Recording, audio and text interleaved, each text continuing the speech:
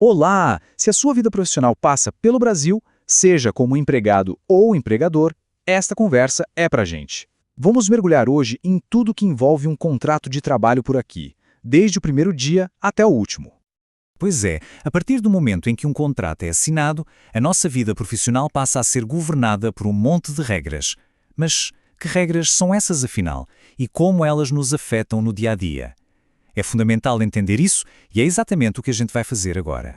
Então, o nosso roteiro de hoje vai seguir a vida de um emprego, sabe? Vamos começar pelo início, claro, depois passamos pelos direitos do dia a dia, pelas novas regras do home office, vamos entender como um contrato termina e, por fim, dar uma olhada no que o futuro nos reserva. Vamos nessa?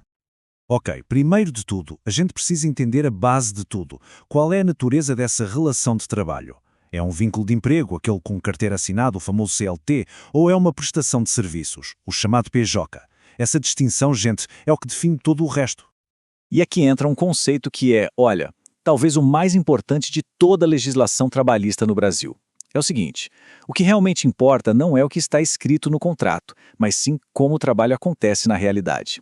É o que os advogados chamam de princípio da primazia da realidade. Ou seja, o nome que se dá ao contrato, prestador de serviços, parceiro, colaborador, nada disso importa se na prática a relação é de emprego. E é aqui que a gente vê essa diferença na prática. A lei olha para 4 coisinhas para definir se existe ou não um vínculo de emprego. Vamos lá. Primeiro, a subordinação. Existe alguém dando ordens, definindo horários, controlando o trabalho? Segundo, pessoalidade. O trabalho tem que ser feito por aquela pessoa específica ou ela pode mandar outra no lugar? Terceiro, onerosidade. Há um pagamento regular, um salário caindo na conta todo mês? E por último, habitualidade. O trabalho não é uma coisa esporádica, acontece com frequência, de forma contínua. Se esses 4 elementos estão presentes no dia a dia, pronto. Para a lei, é um vínculo de emprego, não importa o que o contrato diga. Beleza. Uma vez que a gente sabe que é um emprego, existem diferentes sabores de contrato, digamos assim. O mais comum é o de prazo indeterminado. É a regra geral, sem data para acabar, a estrada principal. Depois, temos o de prazo determinado, que já nasce com uma data de validade, sabe? Tipo um contrato de experiência ou para um projeto específico. E tem também o intermitente, que é mais novo. A pessoa trabalha só quando é chamada e recebe por aquelas horas ou dias. Cada um desses caminhos tem suas próprias regras e, claro, direitos diferentes. Certo, agora que o tipo de contrato está claro, vamos falar da parte que todo mundo quer saber.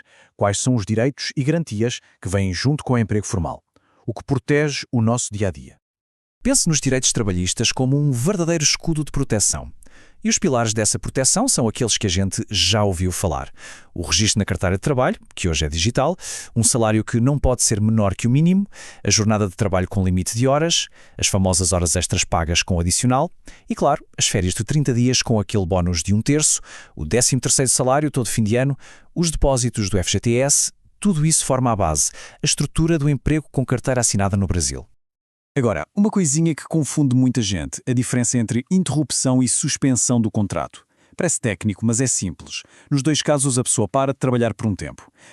A enorme diferença é o seguinte: na interrupção, o salário continua a ser pago. Pense nas férias, na licença paternidade. O trabalho para, mas o dinheiro não.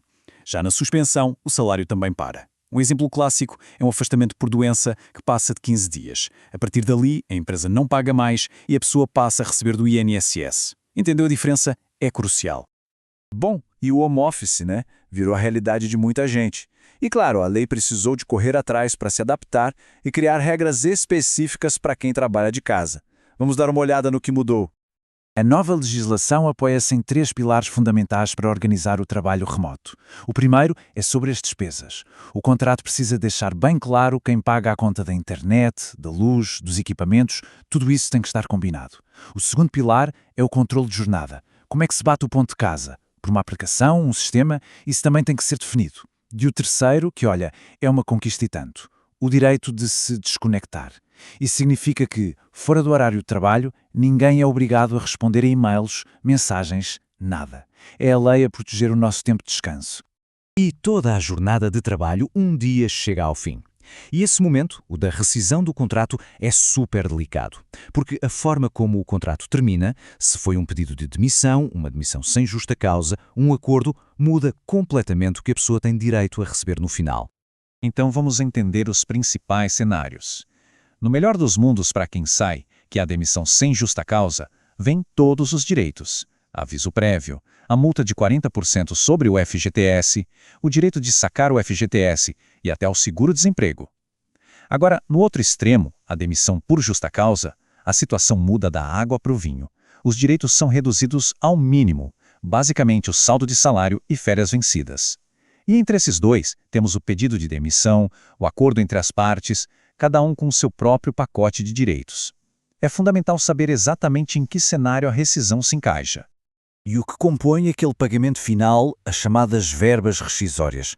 Bom, é uma soma de várias parcelas. Pense nisso como um quebra-cabeças. Tem a peça do saldo de salário, que são os dias trabalhados no último mês, tem a peça das férias proporcionais, mais aquele 1/3, tem o 13º proporcional e, dependendo do caso, entra também o aviso prévio e a famosa multa de 40% do FGTS. Todas essas peças juntas formam o valor final a ser recebido. E guarde bem este número: 10. 10 dias. Esse é o prazo que a lei dá para o empregador pagar todas as verbas rescisórias depois que o contrato termina. Não são 10 dias úteis, são 10 dias corridos. É um prazo curto e que precisa de ser cumprido à risca. Muito bem, depois de percorrer toda essa jornada do contrato de trabalho, vamos terminar a olhar para a frente. Porque, sejamos honestos, o mundo do trabalho está a mudar a uma velocidade alucinante e as leis que conhecemos estão a ser colocadas à prova todos os dias. Nós estamos bem no meio de uma transição gigantesca.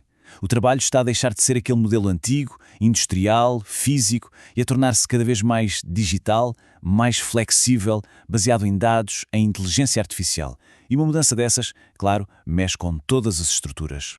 E essa nova paisagem do trabalho já nos mostra quais serão os grandes debates dos próximos anos. Vamos ter que discutir, por exemplo, qual o papel da inteligência artificial na gestão e nas tarefas do dia-a-dia. Vamos ter que falar e muito sobre saúde mental e bem-estar. Os modelos híbridos e flexíveis vieram para ficar. E as discussões sobre transparência salarial, diversidade, governança corporativa, tudo isso vai ganhar ainda mais força. E tudo isso leva-nos, inevitavelmente, a essa grande questão final. Com a tecnologia e a sociedade a evoluírem tão rápido, será que o nosso conjunto de leis trabalhistas, a nossa CLT, que foi criada noutro contexto, será que vai dar conta de proteger o futuro do trabalho? A resposta, sinceramente, ninguém tem. Ela está a ser construída agora e é uma conversa que envolve todo o mundo.